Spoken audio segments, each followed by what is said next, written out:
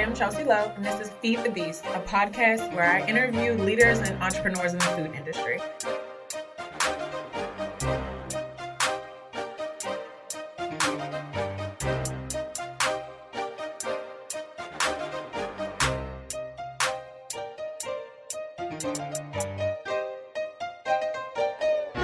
Today, I have two wonderful people from Rebel Ventures. So thank you both for joining me today. Thanks for having us. Yeah. So can you introduce yourself really quickly for us? Sure. I'm Jarrett Stein. And your role within the organization? I'm a co-executive director of Rebel Ventures. My name is Zaire and I am a leader at Rebel Ventures. Great. So before we get started with the interview, we're going to play a quick game of this or that. So I'm going to give you two options, and we'll just go back and forth between questions. So I'll ask you a question and then you a question. And I'll also give you two options. They're all going to be food-related questions. So hot dog or hamburger, which one do you prefer and why? Really quickly. So we'll get started. So the first one is chocolate or vanilla? Chocolate. Why? It's just far superior than vanilla. It tastes better. Okay. Ketchup or mustard? Ketchup. Not with the tangy mustard? No. Got it. Eat in or take out? Eat in. Just, try something new environment. Cool. Waffles or pancakes? Waffles. Why? It's like a little pattern in the waffles. That's a little nice pattern, and I can just throw it in the toaster. Easy. I got it. French fries or onion rings? French fries, definitely. Better vehicle for ketchup. Apple or cranberry? Cranberry. I just heard cranberry really good for your body, so I just prefer cranberry and I cream meal. It's also, good for you. Good. Well, thanks for playing my game. Hopefully, you enjoyed it. Wasn't too bad. So I just want to get started. And Jarrett, can you tell us how Rebel Ventures was founded and how you got involved with it?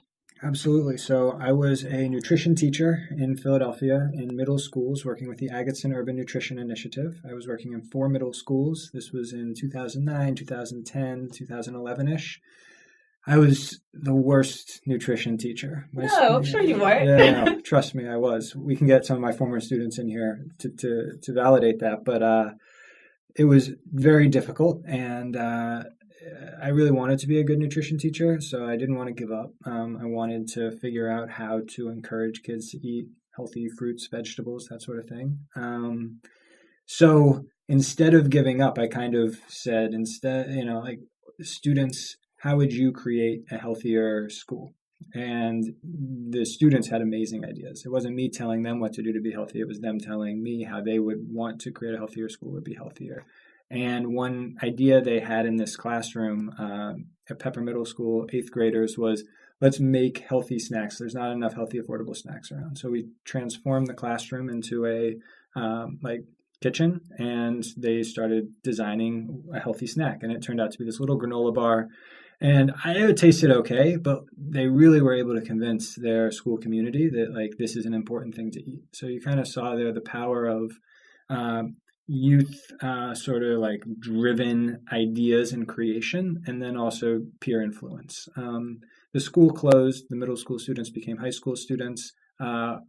Through my work at Penn and the Netter Center for Community Partnerships, we were able to hire the former middle school students to work after school, and we took this business from the classroom to the real world and started making products and selling them locally.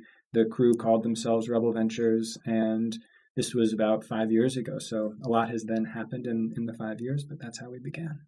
Great. And can you share a little bit more about where you are now? So how did you go from just an after-school project and hiring these teams to having your product sold in the school district? So we, from day one, we're very product focused. So, as entrepreneurs, we're running a business, we need to make money. And so we were at that point making a granola bar, and it was called a Rebel Bar. And we were hand making it, hand packaging it, and distributing it in our backpacks and on bikes and SEPTA and stuff very locally to schools and stores. And that was about 3 or 4 years of continuous improvement of this product, but also about how we're engaging high school students and running the business. And we got to a point where we knew we wanted to expand our impact. And so really just sort of called up the school district and said, how might we get our granola bar into all the schools in Philadelphia? And the school district food services folks were amazing and really wanted to work with us. They loved this idea of youth-created food going to students in our city. But they also had some very important requirements for the school meals program that we needed to meet, including a half cup of fruit per serving, 2 servings of grain, which is 32 grams of grain per serving, a volume requirement of around 50,000 units at a time, and some price requirements. And so we sort of went back to our kitchen and we're like, can the granola bar work for this? And realized that we needed to reformulate the product into something that we could meet all of those specifications. And that then became, after about a year of work, the Rebel Crumble, which was launched in the school district as a menu item on the school breakfast program in January of 2017. And it has been served every couple weeks in the school district since then. And we're about to launch our next version of this product. And who knows where we go on from there. Great. Well, Zaire, how did you get involved? Can you tell me about how and when? When did you get? Well, my freshman year, I'm a junior now in high school. So my freshman year, I was just looking for a job, just had money in my pockets and to provide for myself. And my colleague, Tracia, who was co-executive, she introduced me to Rebel Ventures. And while I was working, it was just like, they was doing the Rebel bars, creating Rebel bars every week and getting them out to students in different schools, different elementary schools. And then I started to like it, so it wasn't just for the money after that. I started to like it because I got a chance to provide for my community and make the community a better place. And this, as student leaders, you all really run this business. Can you tell me, I know Jarrett does a lot, but like you all really are running the show. Can you tell me about, as students, how are you all involved with running a business? Like, or what's your role? We can start there. Well, me, like, I'm in lots of business meetings and writing emails to different people to like try to expand our business and partner with different people so they can help us expand our business and help them as well. So people like other schools or this, I guess, can you give me examples? I guess who you're reaching out to or who you would want to work with. Right now, not too long ago, I sent an email out to all food service managers to like ask them to like find some students that are making a change in the school so we get them some youth power shirts and like try to help them what they're trying to do as well so more kids will come to breakfast and get them to like taste test our new crumbles and talk about that a little bit more. And what is the youth power shirts? How are you, so you have kind of like ambassadors at the schools who are supporting the product? Yes, we're trying to get more ambassadors and like throughout the schools, local schools right now because like we're still working on that. Okay. And then so the ambassadors, they all have like they're kind of like your street team. So they all have t-shirts and because you said getting them power shirts. How do you identify your ambassadors? Like what do they do? I guess what do the ambassadors do for you or the students who are like really into the product? How do you get them to spread the word?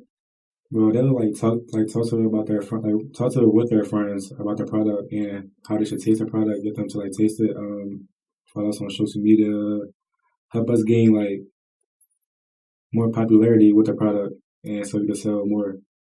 And what social media platforms do you use? Are you using, you said before you use Snapchat, what other platforms are, I guess, young people into these days? Well, lots of kids like nowadays use like Instagram, so we like stay on Instagram more than anything, but we have Facebook and Snapchat, we fell off on that. Okay. So you all aren't into it either. Okay. I saw there's been a recent decline in Snapchat, so I'm glad everyone is on that same page. Okay. So I guess how are you using social media? Can you explain? I guess like what do you post normally? So every week in the kitchen, we might have like a meal that we create or a healthy snack that we create as a team, and we post on Snapchat like let people know the things we do in the kitchen so they can have an idea of what we do and maybe they want to volunteer or help or a partnership with us. Right. And can you talk more about, Jarrett, about the marketing strategy or I guess before you were in the school district, was there something they were looking for to prove that there was interest, I guess? Sure. I think I don't know if this is marketing, but in terms of product development, we create the products in our test kitchen at the Center for Culinary Enterprises. And we then take what we've created to schools, and we do thousands and thousands and thousands of taste tests with kids in the schools. And then we take that data back and we analyze it, and that's how we iterate and create the next recipe. So the school district was confident that the product that we created was good because we had all this data that said, 95% of students rated this a certain level and that sort of thing. In terms of sort of marketing and what Zaire was just describing, I think it's really important to emphasize that we're learning as we're building this thing. And that's why it's such a potent educational project, because it's entrepreneurship. Like, there are no roadmaps for this. So how do we partner with breakfast ambassadors? We're not really sure yet. Honestly, we read an article in the Inquirer about a school in Philadelphia that had a club called Breakfast Ambassadors that were sort of supporting creating a healthier school. And we're like, that's an amazing idea. Let's see if they want some T-shirts. And so we got them to them, and they were excited about it. And so then Zaire had this great idea. Let's expand this to any student in any school that's like building a healthier school. And we used our relationships with the school food service managers, because they're serving our product and they know about Rebel Ventures, as sort of this pathway to identify students that not necessarily are promoting our product. It's more what I think you wrote was any students that are creating a healthier school. And we just wanted to sort of celebrate and get them some T-shirts. And our core value is youth power. We have T-shirts that literally just say youth power on the front of them. And so let's try to celebrate students doing good. And I'd say that is our marketing, is like, let's try to celebrate students and adults that are doing good things in their schools to make it a healthier place. Great. And can you talk more about the actual product? So what goes into it? And I guess, can you kind of describe, for someone who hasn't had it before, what does it taste like? Or can you talk more about, I guess, just the process of making it? Okay. Well, first we used to make apple cranberry. So we started that, and it took us a long time to actually be successful with it. We went to different schools like Comegys, Lee, to taste test and see what kids like. And we got a lot of good data back, and we got some bad stuff, but most of it was good. And we collected all that data, and we continued with the apple cranberry product, and it's apples and cranberry in the product, filled with lots of whole grain. So, and this is what, 4 ounce? The product, it's like the total weight of it is 4 ounces, which is pretty big, because it's a complete breakfast. But like, what does it taste like? How is it? Like, why would you? Yeah, sell me on like why I would want one. I think you'll want one because it's a full breakfast meal. I think it'll go great with your coffee if you have coffee in the morning. I'm more of a tea person, but okay. Goes well with that too. Yeah, it'll help you have lots of energy, and your brain will just be awake in the morning and literally throughout the day until lunchtime. Cool. And is it a low sugar product or minimal sugar? Some people think it's a high sugar product. Well, they think of it of a high sugar product because of how many grams of sugar in it. I don't know. That's it. But it's high in sugar because it's a full meal. And then the fruit too, the natural sugars. Yes. So, right. It's actually like a really interesting learning process about why is it that folks have a reaction to the label as being high in sugar. And what Zaire was describing before, one serving of this is 4 ounces. Like, we're considering that one serving. Whereas one serving of cereal, if you were comparing the nutrition labels, is an ounce, about a little bit more than an ounce. So you kind of have to multiply the sugar on a nutrition label by 4 to like be able to compare two products. But I think we did a great job selling. It goes well with your coffee, goes well with your tea, and very simple ingredients. I like that it's a whole breakfast. It's something that you could grab and go and you'll be good for the day. Right. Yeah, I like that idea. Can you talk more about, so you all were making the product at our Center for Culinary Enterprises, and then to go to the volume and the scale that you needed for the school district, how did you make that transition? I know you weren't always making all of those out of the CCE, so can you talk more about that process? Okay, so what we did, we partnered with Michael's Bakery. Now, Michael's Bakery, we sent our recipe off, and they produce our products and distribute with, I think, what's the other distributor? So all of the school district, and then also to the Common Market, which is a nonprofit food distributor in Philly, which gets crumbles to like retail and that sort of thing. Institutions, stores, Mariposa Co-op right here in West Philly. Cool. Any other retail locations that people can purchase them at? Well, we have done a lot of work, and very soon we'll be on the shelf. Where is Zaire? ShopRite. Tell me about ShopRite. Well, How did that get started? in the summertime, I guess we contact ShopRite because we trying to get our products into the market, and we feel as though if kids see our product in the ShopRite, actually in the stores, people think of school snacks or freebies and stuff like that. So I feel we feel as though they see it in ShopRite or just any market store, they'll appreciate it more when they get to school. So in the summertime, we did a taste testing. We did a taste testing and taste test with lots of customers, and we got lots of good feedback. We did actually 2 of them, and we sold crumbles too, and people was buying boxes of them and stuff like that. So it was real successful. And then ShopRite emailed us back and saying that they think our product deserves to be in ShopRite. But now we're not doing apple cranberry no more, because in the summertime we was doing apple cranberry, but now we're doing apple. So they believe that we have what it takes to have our apple product in ShopRite to sell. That's exciting. So when can we expect it? Do we have a timeline? Maybe this. Well, it's been quite the journey, and that's actually pretty fast for, you said last summer. We are really hoping that within the next month or so, we should be able to get them from ShopRite on 52nd and Parkside, and then we're all going to do our best to make sure that's extremely successful so that they are spread to more ShopRite stores in Philadelphia. Okay, so this spring, crumbles, ShopRite. Got it. The spring of crumbles. Got it. Can you talk more about your plate that you all developed, the snack garden? Sure. The development was a little before Zaire's time, Okay. but I think you can talk more about how we currently use it. But in terms of the development, we partnered. The idea was how can we create a plate that really encourages kids to taste fruits and vegetables? So a fun sharing thing. And we partnered with a program at Penn called Integrated Product Design. It's a graduate program. And Penn designers came into our schools and worked with students to craft and design this plate. And then we raised some money to be able to figure out how to manufacture it, and got lots of them sent over to Philadelphia. And we now, what we use them for, Zaire can talk about sort of internally, but we're really just trying to get them to teachers and students in schools for free, and encourage them to share fruits and vegetables in their classes. Great. And can you talk more about how kids are actually using them? Well, as my colleague said, we use them for to encourage kids to eat healthy snacks on a plate. 'Cause a white old plain plate, people see stuff like beets. Mm-hmm. And what does this plate look like for someone who can't see it? It's a green plate. It looks just like a leaf. It have little spaces. I don't know how many is it. 5 sections. 5 sections, and kids could use it by painting, learning how to count, math. So it's a lot of ways you can use a plate. So it's not just healthy snacks or just Cool. All right. And then can you talk more about the other roles on the team? So other student leaders and kind of the work that they're doing. So you shared more about your role, but what else is going on?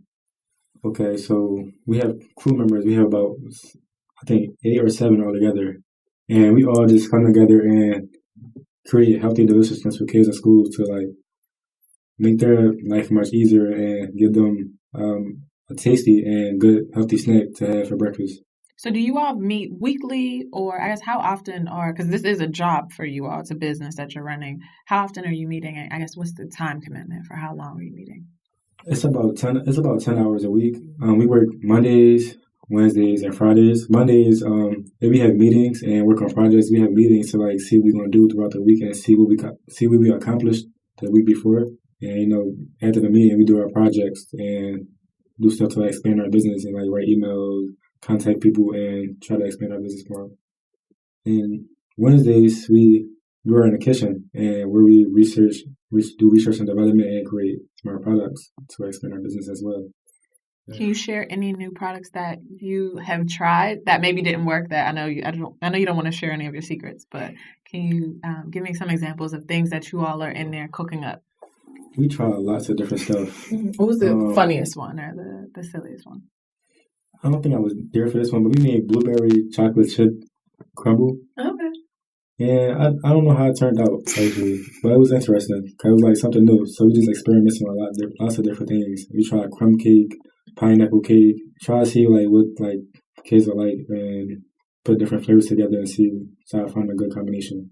Do you get a lot of requests for a certain flavor from students? We do get a lot of requests, but is there one that you hear all the time that you're like, oh, they really want this? I can't think of one like, but like sometimes we have to watch like what kind of fruit we put in the cake because sometimes fruit don't taste good like in the oven baked with the cake, so we have to like watch what fruits we choose. Got it. And then can you talk more about your experience working with Jarrett? So you have a leader. You all are definitely leaders, but I'm curious to know, I guess, what's the dynamic from it? It is a student-led project, but you are kind of overseeing. So I guess what's from both perspectives, how are you partnering together? All right.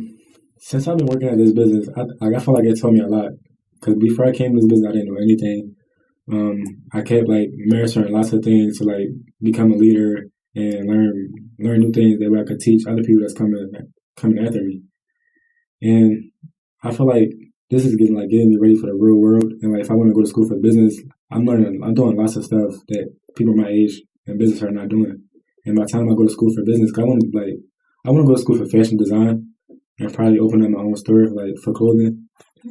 And I feel like this is a good start for business. I'm learning lots of stuff. And when I go to school, I already know stuff that the teacher is talking about or telling me what to do. Okay. So I'll have like a step higher. It's been good. Cool. No, it's wonderful. And then I guess can you share more about your role, because you said you're co-executive director, and how does that work with you all? And I guess what are the students responsible for, and then what are you working on outside of when they're there? Sure. So Rebel, in general, just in terms of the structure, has an amazing partnership with Penn. I am a staff person at the Netter Center at Penn and have this responsibility because Rebel is an independent nonprofit organization of making sure that as a nonprofit, we're successful. So in terms of that is a co-executive director role that I have as part of the nonprofit and share with Tricia, a high school student and part of our crew, and Kevin, a former Rebel high school student and now cinematographer and co-executive director. My sort of philosophy on all of this work is creating space, providing tools, and giving support for the students to run this business. So in any way that I can support them, I will support them. I want to make sure they have the space needed to succeed and the tools needed to get the job done. So this is a perfect example of that. This is a new experience for both of us, but we're learning about it together. I think Zaire will be even better at the next podcast. And you're doing a tremendous job, but this is how we learn. We put ourselves in places where we might not be particularly comfortable, and we figure it out. So that's how I sort of am trying to situate all of the students that are working on the business. And Zaire mentioned briefly, we have tons of projects all the time that are in all sorts of different disciplines. It could be coming up with a storyboard for a video. It could be shooting the video. It could be editing the video. It could be creating a recipe. It could be writing an email. It could be designing a new T-shirt. Then that's just a tiny, sort of scratching the surface. And the idea is that the students self-select what they're most interested in. I want everyone to be intrinsically motivated to this is sort of my project. I'm going to take responsibility for it and I'm going to get it done. And we meet to support one another and just also hold each other accountable to making that happen. And, at the end of the day, we're a nonprofit. We have to file a 990 with the IRS. I have a feeling I'm going to take sort of some leadership responsibility with that. I think high school students should be exposed to everything in terms of how to run the business. I'm not sure it's the best use of their time. We've got 10 hours a week to do everything, and there's only so many of us. So there's always going to be bits and pieces that I'm making sure happen to make sure everything else can happen. Great. Well, can you all shout out where people can find you online and also the product in stores? I want to do a plug for how we can support you all. And any other volunteer opportunities, how can people listening support your business? Well, if like people want to support our business, like they could contact us at our email. I think it's rebelventures215@gmail.com and set up a day that's best for them where they like to volunteer and see like what's Rebel life in the kitchen or in the meetings. What's our website? www.rvcrew.com. Instagram? Rebel_Ventures. Facebook? Rebel Ventures. YouTube? Rebel Ventures. And so that's absolutely right. Mariposa Co-op is a store that you can buy crumbles. Students in the district have them in the district and archdiocese schools, and now in 40 charter schools will have crumbles on the breakfast menu. And then I would just say Zaire is absolutely right. We love partnering with anyone that is interested in partnering with us. On Wednesdays, we're specifically interested in chefs coming and visiting us in the kitchen so that we can learn from them. Although if you're not a chef and you want to come visit, you're more than welcome to. And we're always trying to figure out how we can better partner with students, teachers, parents, sort of the school community. And so Zaire shared our email, and anyone that is in education or honestly in any field that is interested, reach out to us and we'd love to work with you. Great. Well, it was so great speaking to you and learning more about both of your stories. Thank you both so much for joining. Thank you. Thank you. Thank you for listening, everyone. This is Ryan Martin, the production consultant for The Grit Live. If you enjoyed this episode of Feed the Beast, please share it with the world and tag the Enterprise Center in all your posts. And if you have any feedback at all, please email us at thegritlive@gmail.com.